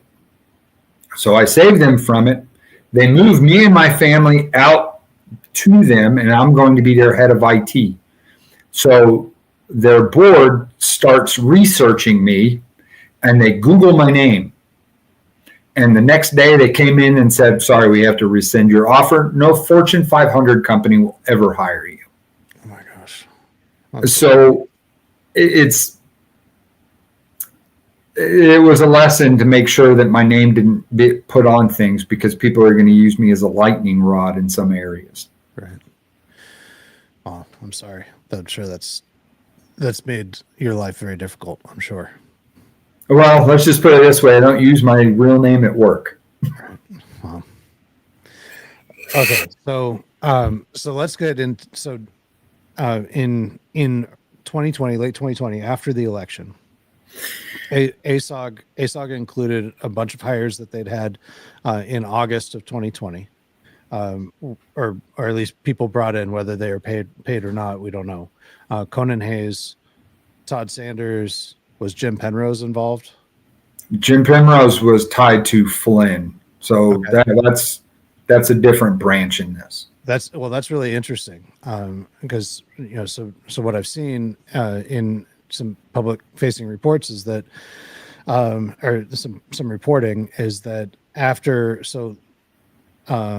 with Antrim County, after Matt DePerno got really what was the only legal victory at that time, he got he was granted discovery on the tabulators, and so from what I understand, Flynn called him right away, and the very next day, Patrick Burns' jet lands in Antrim County with Conan Hayes, Todd Sanders, and Jim Penrose. And Stephanie Lambert was immediately involved, and several others. Did you have any? Were you involved in Antrim County at all, or did you see? Did you have a front row seat to that? Were you ever a fan of Paul Harvey? No, I wasn't. And now here's the rest of the story. So the Antrim analysis was not originally done by any of them. It was actually originally done by Harry Howry. Okay. Who actually has the credentials and the capability to be able to do it. And it's really a basic job. It's use autopsy, do a post-blast analysis, see where the discrepancies are, and he did that. And then the report got jacked, and then Conan and all of them ends up taking over the Antrim report and turning it into soup salad and messing it up. Because what the issue in it was two different ballot configuration files, and it was they claim it was a human error, which from the Darleaf emails, Eric Coomer threw a fit that they called it human error, but it was another vulnerability that was exploited. Two separate configuration files, two separate ballots, one differentiation, so there was a bump down, which would make a Trump vote become a Biden vote. It was very strategic. And the evidence of that was initially scrubbed until Professor Halderman came out and said, no, here's what really happened, which to a certain degree was based off of the exact same thing that Harry Howry had gone on about. So the question then is, who purposefully threw the game? So, and that's really what happened. Then that was a throwing of the game from, where. So what you're saying is that had the original report been the one that was gone with, the Harry Howry report, that it would have revealed what exactly? The truth that a vulnerability as small as a change to a ballot can be able to affect an entire race, because that if they had not catch that glitch, Biden would have won that area. But because they caught it, 4,500 ballots were having to be recounted. So how many other places did that happen that they didn't catch?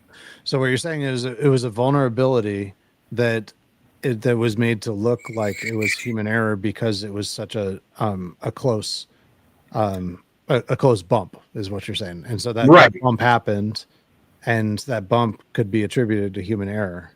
Right, because the way I look at all of these systems is they're not using one exploit everywhere. They're using every exploit everywhere in singular instances. So you could have that instance in Antrim County. You could have Sharpies being used in Phoenix. You could have people's previous addresses listed as a new vote in Michigan. You're going to have all of these separate little droplets that can be selected from that, unless you have complete oversight, you're not going to catch.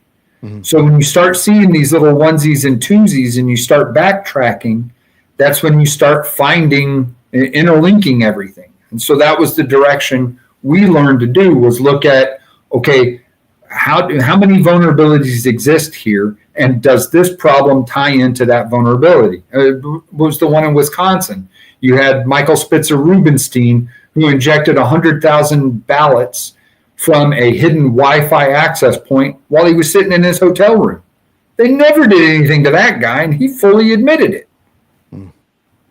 So what you just alleged was, this is another bombshell, and you've been dropping a bunch of them, but that and you're not the first to say this, but that Conan Hayes, because this is actually reported, and a lot of the mainstream media actually said the same thing, which was that Conan Hayes and Todd Sanders, when they took over that report, that they completely falsified, destroyed it. It became something other than what it should have been. And yes, and so there was, and clearly there was some level of direction. And again, this is Conan Hayes, that was the super extra special white hat hacker with government clearances that The bad news bear. that took down Backpage, and that's the reason why Tina Peters had to lie and commit fraud to use somebody else's ID badge to get him in to do this, because he was so extra special that he had to be protected.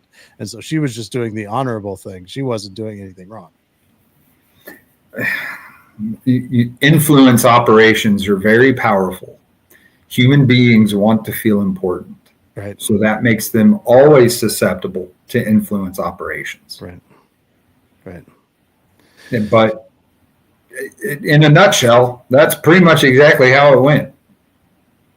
And so was Conan Hayes, in your opinion, was he a super extra special white hat hacker with super extra special government clearances that took down Backpage? No. Normally, if you work in this space, you have what are called certifications. So if I work for the government, I have to have at least a level 2 certification, which is Security Plus. Okay. And Security Plus is like a 12-week class. And then you take a test and you have to make like 700 out of 900 to pass it and get your certification. So I go through my network of people and I say, find out if these people have certifications. Not a one, not even A plus. An A plus certificate is, hey, I can put a computer together. I know where to put the RAM sticks. I know where to put the hard drive. That's like 14-year-old kids have A plus certificates. A lot of these people who they claim are experts don't even have an A plus. Oh my gosh. So that, now granted, what is the standard? The standard is if you work in it for 2 years, then you're considered an expert. So now, yes, they would be considered an expert. But in the very beginning, no. And that was, so it was Dr. Frank that really convinced her of that. And it was Dr. Frank that he admitted that he made all of the calls to get her to make sure that it was Conan Hayes that was the one that was hired to do this, or not officially hired, but brought in secretly and covertly in order to do this job. How many other clerks did Dr. Frank meet with? I don't know. Hundreds. He traveled the country, meeting with clerks, doing this exact same thing. Because when we look at the packets that were on the hard drive that was put in my hand by Lindell, I also find packets from 2 other counties coming off of CJH MacBook, which was Conan's computer. So we can see Conan going to multiple other locations. Whether he actually got in and did the same thing, that's been up for debate. But he was being moved around to other clerks' offices to collect data. Oh my gosh! So, because we know that he got before, because that happened in May of 21 when the end of May is when he got in there, beginning of June, so right in there.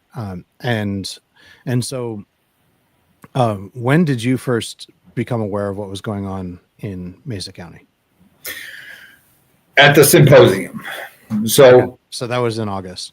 So then, and at that time, it was just the point I want to make is in May, Conan had already gotten, it was public knowledge that he got Coffee County, he got Antrim County, he got Maricopa County, and then he also tweeted in December, and his account's now private, so you can't get a copy of it. But I've seen images of the tweets where he admitted that he got one in Nevada. So there were at least 4, and they were leaked, and even he leaked them. There were text messages that were released through the Arizona audit and investigations around that between Stephanie Lambert and the Cyber Ninjas guy. What was his name? Doug Logan. Doug Logan. And so text messages between them saying, how did this Coffee County one get out in Arizona? Somehow it was leaked. And then they said that Conan did it.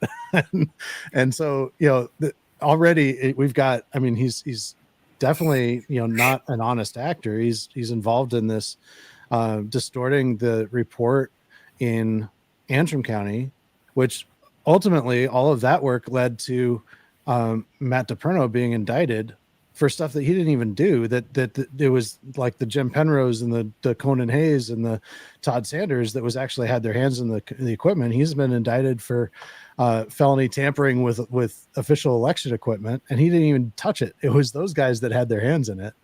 And Look, there's one key name you're missing. okay. Ben Cotton. Okay. So Ben Cotton, when they claimed that the Coffee County stuff got leaked, yeah, the reason why they claimed that is because I was sent the page file. Oh, wow. And I was doing page file analysis to cross compare with the page file of Mesa County. Wow. That's where the point of origin was. Wow.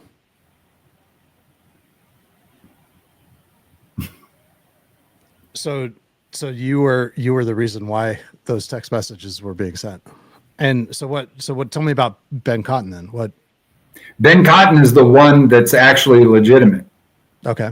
And he was operating in the background doing most of these analysis that Conan and Doug and all these others were getting the benefites over. Okay, so you're saying that he was like a guy that was just trying to hold this sinking ship together, as putting his fingers in all the holes in the dike that are being created by all of these other people. Yeah, and there were a couple of times I talked to him. He's the one who actually understood what he was looking at, because I talked to him a number of times about autopsy analysis on these images, what I was seeing in page file. Autopsy is the tool that you used for doing forensic analysis on a computer image. Mm-hmm. And page file is like your software version of RAM. Whenever your random memory that clears out every time you turn off your computer, whenever there's too much information in there, it sends it to a file called page file. And so you can tell what files your system is running calculations or analysis on within that page file. And so that was what I was trying to cross compare because of things we were finding in the Mesa County page file, which were significant. So that's why I asked, hey, let me see a copy of it. Right. So, and then the explanation about it being leaked, you had other people operating in the background who have been performing analysis on these images. Because I think the public knows about maybe 3 images, and the reality is there are about 35 to 40 of them that have been collected. Wow. And that's not just one specific election company. That's all election companies. Right. So what was there's so much more, and we're coming up on the 2 hours. I think that actually the Lindell Cyber Symposium, we should do a whole another show on that if you're willing, because you've got so much material there. That I think, I want to take our time as we go through that and really do it justice. Are you good with that? Yeah, because there's a lot of stuff in 2020 and 2021 that led up to that. Because when I was operating on my own, doing analysis, I needed a lawyer to help me with certain items. So I'm watching TV, I'm watching X, I'm watching all these other things. And there was an interview on Tucker Carlson with a guy by the name of David Clements, who was supposedly a lawyer and a professor at New Mexico University. So I reached out to him and I said, hey, I'm working on some election research. Can I get a fresh pair of eyes to look at this? He says, sure. So we start going back and forth. And what's the first thing we start doing? We go on Rumble and we did a bunch of video skits like this. We're having interviews and talking about stuff. And that's how he got his start into all of this. And with these conversations with you. Yes. And so as that's steamrolling and he starts going into these groups and sections and he's carving out his little piece of it, we were talking about the Lindell challenge. And that was whenever it starts being talked about for like 6-7 months. You know, he's got PCAPs and absolute proof. And there was the initial in December, there was absolute proof that came out that showed all of the supposed PCAPs scrolling on the screen and all that stuff. Yeah. He said this. He promised that the Supreme Court was going to vote 9-0 to put Trump in office. So I had talked back and forth with Clements about it, and Clements goes, I think you should go to the symposium. I'm going to work to get you on the red team so that you can help with it. And then he says, oh, there's another person who's going to help you. Phil Waldron will help make sure that you're on, which later he ended up being the head of the red team. So it was Clements who brought me into it. And then when I talked to Waldron, Waldron's like, not only are you going to get to be a red team member and help with analysis, we're going to pay you $30,000 for being there for a week. Because they knew I needed the money. Sure. So that was the cast and lure to the whole scenario. That's how that mess started.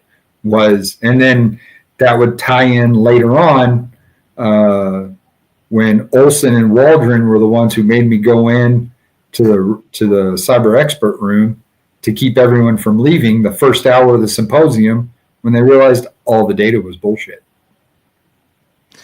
So I think that are you good with making that a teaser and then we'll get back into that next time? And because this is, you told me a bit of this over the phone.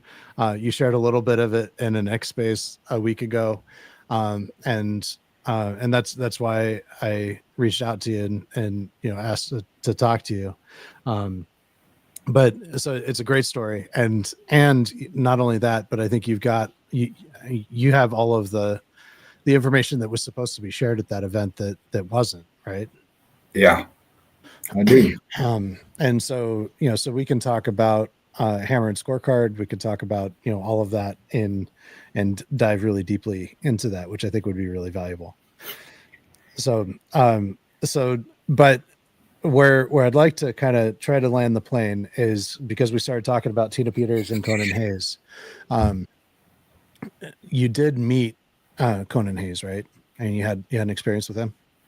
Yeah. So the night before the Tina Peters incident, Tina Peters and Conan gets flown in to South Dakota on Lindell's plane, which I had been tracking it. I was using a tool on my phone. I used my house. I'm under a glide path for military aircraft, so I use my flight app to see what aircraft is over my head. Well, I get picked up in Lindell's plane at ASOG after, I'm not working there anymore, but that was the meetup point. Kurt Olson sitting in the conference room on his phone for like 2 hours while we were waiting for Lindell to land. The plane lands. Lindell comes out, his normal, very extroverted self. And I made annotations because when I'm a red teamer and I'm operating in such a capacity, I take extensive notes. I would pay attention to things like in the background of your screen, there's the little birds on your bird feeder. I annotate those kinds of things because they're little segments to understand what all's going on. So I annotated the tail number. I was tracking its flight, where all it was going, where it was stopping. We stopped in Colorado while we're on our way to South Dakota. We pick up Mark Cook. We pick up Sean Smith. And then we fly there, and Lindell's plane is going all over the place. It was going to Florida. It was going everywhere to pick all these people up and bring them to South Dakota. And ultimately, he ended up getting mad because I kept posting the movement of his aircraft, and then he ended up having to sell his plane. But they pick up Tina and Conan, and Conan, bring them both to South Dakota.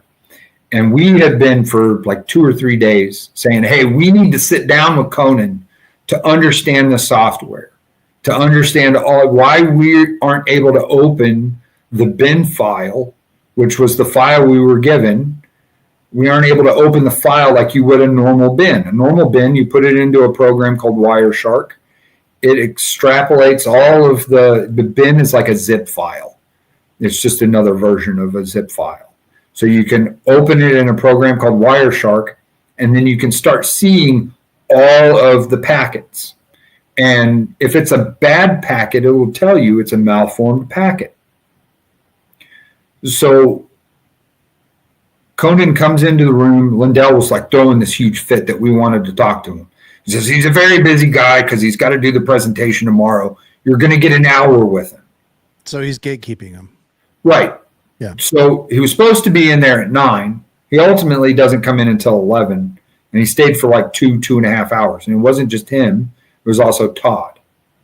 Todd Sanders. Yes. Todd Sanders. He's sitting on the right side. While I'm looking at him, he's sitting on my right side, and Conan's right in front of me. Both of them are at a laptop. The CJH MacBook was in the room with us, and that's the one that we find the packets from all of the other clerk offices later. And they're supposed to show us how to do it. And so I start interrogating and asking questions. And I consider it an interrogation. I'm watching facial reactions. I'm watching for sweat. I'm watching for expertise and capability. All the stuff I was trained in how to question a person, which when I was in the Army and I did detainee operations training, I was taught how to interrogate a witness. And men have 17 signs of deception. Women have 21 signs of deception. So I annotated. I found 6 signs of deception when he was trying to explain stuff to us. He couldn't open the tool sets in the fashion that I would normally see someone with expertise do. Todd and him both were struggling with opening a program that should have been easily opened.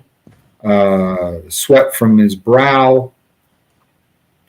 I'm still here. Just I need to change out my battery. So understood. Keep talking. It's fine.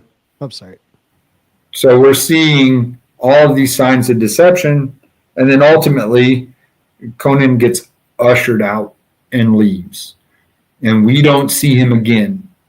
Supposedly the next day, when the experts are supposed to be seeing packet captures, supposedly he was in some control room feeding them information, but what we actually find out is that they were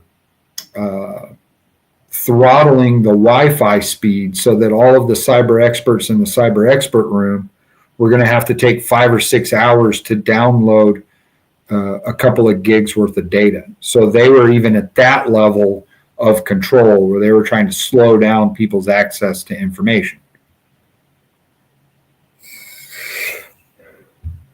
That's just unbelievable. So they were, Lindell was, they knew that there was something wrong. They knew that.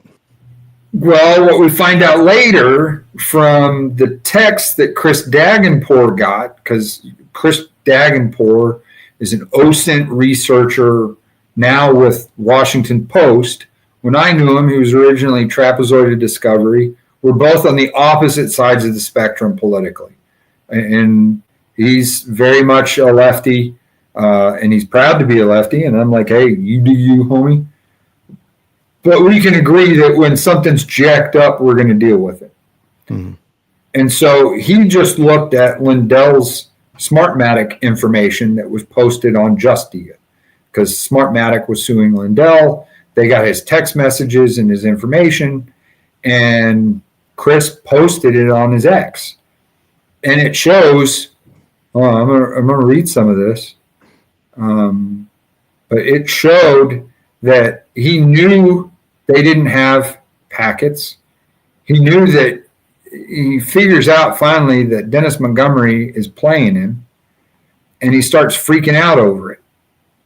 The conversation, this is the other crazy part. One of the conversations, this conversation that he has in text, is with Mary Fanning, who I didn't know until last week.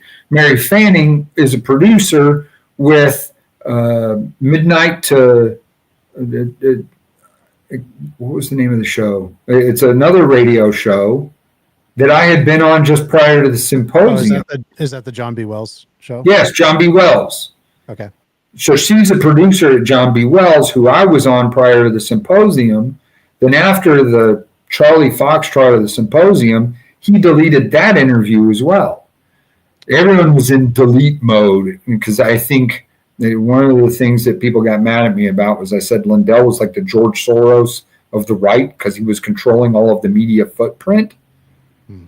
And it was because everyone was deleting stuff. But in the text messages, Lindell goes, this Josh guy and his team have attacked Conan and Dennis for 2 weeks. And Mary Fanning said, and he's perplexed that Dennis is perplexed that he's connected to Sydney. And he said that we were attacking Conan and Lindell when they got there.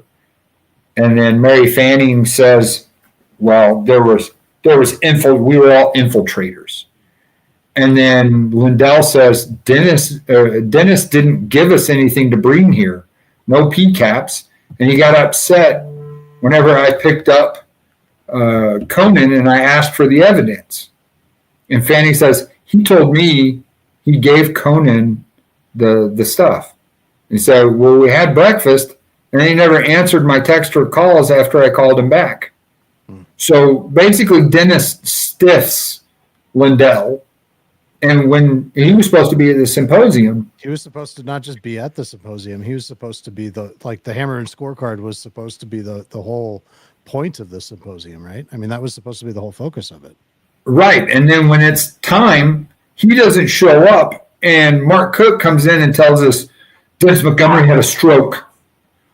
And he's in the hospital. And Altman, the one good thing Altman does is he says, I had my guys call every hospital in the area. That guy's never been to the hospital there because Lindell bought Dennis Montgomery a $1.2 million house in Naples, Florida. They put it in a trust under the name of the Gray Horse Family Trust.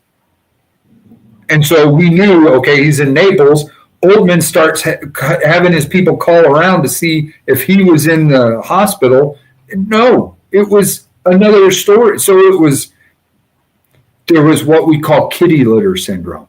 Lindell had kitty litter syndrome where he was covering one thing up and it was uncovering something else. And so it was like constantly happening that way. And I gave him 5 chances. I said, cancel or postpone.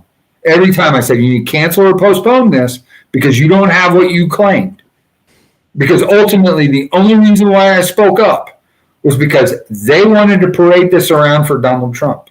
And if he had at the Supreme Court, not only would he have been sent out of there, it would have made Trump and him a laughingstock. That's just amazing. I mean, and that's the same, that this is the same operation that's just been played over and over and over again. Right. And not just in those directions, even the legal side, USEIP, they got sued in Colorado by ACLU and others for them doing canvassing. And their attorney was Kurt Olson, and he dragged it out for like 2 years and then ultimately told them to settle. And Holly over at USEIP was like, nah, forget that. I'm going to do it myself. And she won their case. Right. So it's the pattern.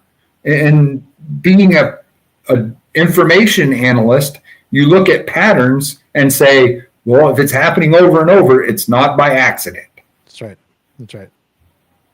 Yep. And that's, it's kind of like this Trojan horse kind of thing where they've embedded themselves within MAGA and in Trump's vicinity. And it's not, they pose as one thing, but really what they are is, they're full of the enemy. And, it's a takeout operation. It's exactly like Ivan Raiklin just last week was on CNN he had 4 or 5 interviews with Donnie O'Sullivan, saying just the worst imaginable stuff, saying like, as a Christian, we want retribution. It's an eye for an eye, and promising that people are going, that his deep state target list, that they're going to die or go to prison, saying you better move out of the country and find a lawyer because you're going down. And then CNN runs with this, like, this is, I mean, that's fascism. This is, tyrannical. This isn't justice. There's nothing constitutional about what he's advocating for. Do you see what Lindell did to Donnie O'Sullivan when he was at the symposium? No. Oh, yes, I do remember that. Yes. So I ran into Donnie O'Sullivan when I work on stuff. I'm not a political crazy activist type of person. I work with everybody. When I was in the military, we don't care. I don't care your political ideology. I don't care your skin tone. I don't care your religion. I've worked with Muslims and Jewish, but our medic when I went to Afghanistan was Jewish. We had a Muslim guy in my unit. I don't care about any of those kinds of metrics. So when I got to sit down and talk to guys like Harry Hursty, who is the less expert on hardware, he had a lot of important information to connect dots. I got to talk to Donnie O'Sullivan, but the 2 key parts that O'Sullivan told me was there was 18 reporters that had been tasked on all of this information starting in 2016 and all the way out to 2025. So we just confirmed that recently when we found out that Emma Brown and all these other reporters are part of this group that have been tasked to work on this. So there's a way bigger operation on both sides going on. So when you see Donnie O'Sullivan with Ivan Ranklin on there, that's not by coincidence. No, and the whole point was just trying to scare it. They want moderates and independents to flee from Trump and to do everything. They're just trying to they're trying to make it harder and harder for him to do what he's promised that he would do. And it's a mess. It's just a mess. And Ivan Ranklin was working hand in glove with him. I'm very clearly working hand in glove with him. So, this is where I think all of us are going to end up having trust issues the rest of our lives. Well, absolutely. And that's the thing, it's been so shocking to me. A year and a half ago, I did not see any of this picture, and it's like one heartbreak after another. The more we research it. So, Josh, I just thank you for your courage. And I know there's a lot of stuff that you've shared here today that you hadn't shared publicly before, and I appreciate you being willing to do that. And personally, I'm honored that you chose to do that with me, and I appreciate that. So thank you. I think that there's a lot here. I'm going to have to listen to this one again. there's a lot here. There's a lot that you shared. So I look forward to doing that. And we'll find a time, hopefully very soon, to tell a lot more of the story, especially about the symposium and even what's happened since then. So I think we've all got a lot to learn from you. So thank you so much for your willingness to share. Awesome. Glad to. Is there anything that you want the audience to know about you, as far as reaching out to you on X or anything like that, if people have questions? Or I guess the only one I want to throw out is, just because of the funny part that I find out in all of this, is you've got a number of key people, Tina Peters, Sharona Bishop, and others, people who all come out and say I'm a Fed. I never have been. I've worked to try and be truthful and put information out. And I know at times it steps on other people's toes, but you can't fight fraud with fraud. Yes, I have an X handle. I go by PCAP Dodger. Just sort of the caveat to all of this. Sure. And I post sometimes stuff on there about this, but I've really tried. I got sued by Lindell after the symposium, and he put me under arbitration. But he claimed, the weird part is he claimed over $1 million in damages for a symposium talking about information and not a fundraiser. But he said I caused him loss of money. And then what was the outcome?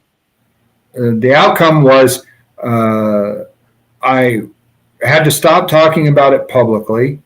I had to destroy all of my evidence, and I had to tell everyone who had copies of the evidence. That was the only thing they wanted. Wow. So it was a cover up. Yeah. Wow.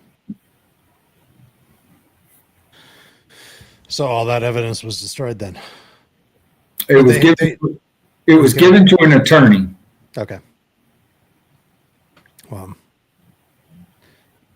Wow. It's such a mess. It's such a mess. These people are not, they're the exact opposite of who they say they are. Right. But the problem is it's effective enough to create such a large enough base that now, after the symposium, I had people on Telegram not just threaten me, not just call me and threaten me, but then go out. I had a former Green Beret in Dallas tell my wife he was going to burn our house down and kick her corpse in our house. So that was the craziness behind it. That was part of the reason why we were also like, well, we might as well move. We were chasing off private detectives in front of our house. We were getting death threats and everything else just because I'm not a yes man. I follow data and information no matter who it is, because that's how, integrity, right? I carry my keys with me, and my keys have my Army dog tags on them. And in the Army, we have warrior values, and one of them is integrity. Doing what's the right thing no matter who is looking. Mm-hmm. That is basic Army. Like when you're in basic training, they hammer those LDR, SHIP. They hammer those into your head. And when I had two former service members, Kurt Olson on this side and Phil Waldron on this side, tell me, go and keep the cyber experts from leaving, when we had been telling them over and over the data was bullcrap. And I'm walking down a hallway, probably a good 100 meters, to get back to where those experts were. It reminded me of whenever I was in the military, when you go through basic, they have what's called your moment of truth, where they ask and say, okay, are you sure you never did anything wrong before you got in? They give you your chance, your way out, right? So I feel like I'm in my moment of truth walking down the hallway. My brain says, the two little devil, the angel and the devil pop up. The devil pops up and says, baffle him with bullshit, stay to the story, do what you're told. And then the angel comes up and says, you'll never work in cybersecurity again if you lie and break your integrity. So I walked into the room and I'm looking at Robert Graham and Harry Hursty, and later I find out Gerald Wood's in the room too, and a bunch of other cyber experts everywhere. And I said, look, guys, the data's bullshit. We thought it was just as fast as y'all did, but we've got better stuff coming. In the Washington Post article, I succinctly said I was trying to polish a turd into a diamond, because that's what I was doing. The PCAPs were BS. The Mesa County image was gold. So I told them, just wait. We've got this. This is garbage, but this is good. And that's why I did. That was the reasoning behind it. Mm-hmm. Because I was like, if you walk into a room with 40 cyber guys, 2 rooms actually, of cyber guys, we're talking $150,000 to $200,000 an hour run rate worth of experts between these rooms, including there was an Army Major Ryan Kelly, which Ryan Kelly tried taking credit for me telling the truth. He's like, I told him I'd beat the crap out of him if he didn't. No. But I'm not going to lie definitely not going to lie to his face, let alone all the other guys. Right. I'm not going to lie to a military officer's face who was active duty still. I think he's still, but he worked at Cybercom. So that was like, that legit still gives me nightmares, because I'm like, walking into a room and 80 eyeballs snap and look at you, and you've got that moment where you're like, okay, what do I say? Um, well, we're going to drill a lot more into that next time. And thank you, Josh, so much. Just thank you for your service. Thank you for, just your independent spirit and your desire to do what is right. And I think that's something that we all need to seek to do. As we talked about, there's all these operatives that are creating devout followers who won't question them. And we need to be willing to question. We need to be willing to be wrong ourselves and to challenge our own assumptions, and really to seek to understand what is actually really true. What's the bigger truth beyond what we can see. So I appreciate you doing that. Thank you, Josh. Glad. All right. Next time. Till next time. We will see you all later. Thank you for joining us.